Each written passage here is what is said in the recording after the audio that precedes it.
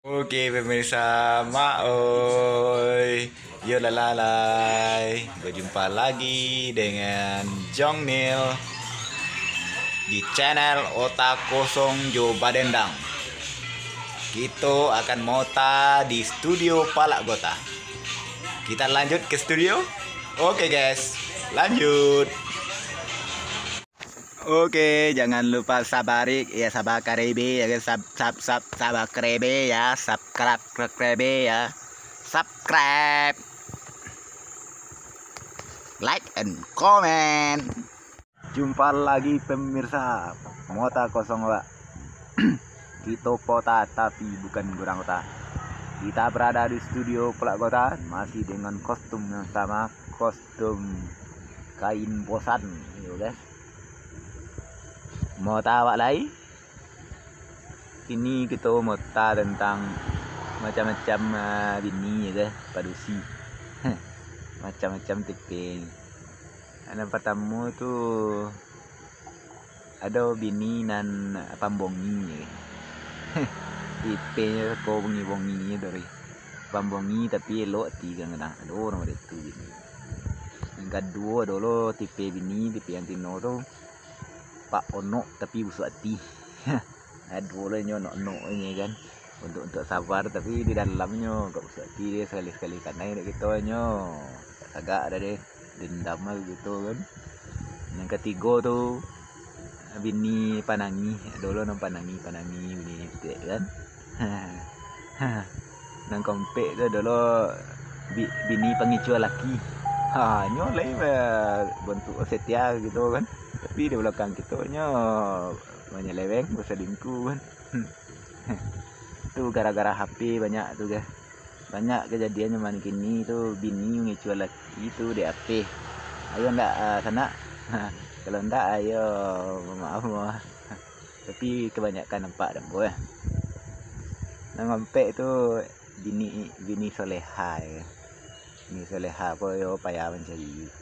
Mungkin dalam 1000 kini zaman kini kok mungkin ada ciknya dan sana ayo ndak maka beruntung lah dan sana dan dapet bini soleha. Yo to coba lo menyanyi lu dan sana tentang musik. Marenta dia turun janjang manangi denai dake pintu Dela diekan dulu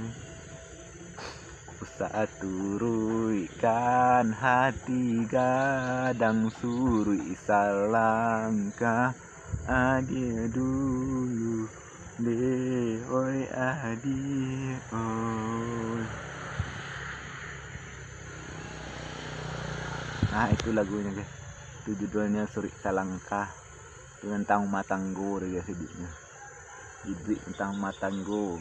Nah, kau ibaratnya laki orang Minang, bini orang Jawa, marenta bini kan, ditinggalkan laki. Itu marenta udah turun, marenta adik turun janjang nih kan. Itu istrinya yang tak bisa. Nah, itu. Yo, mudah-mudahan Anda terhibur dengan video saya. Dan ini hanyalah komedi baturo-turo semata. Kita kota tapi tidak orang kota ya guys. Sesuai juga kenyataan.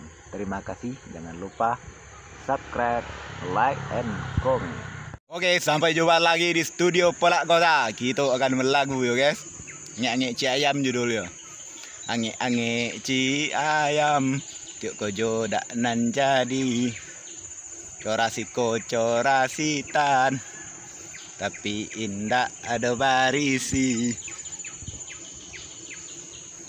jandi sokan badu tonan cendau itu orang gadang corah bungkal lega uang namunyo kece balau apakah nasi giling lado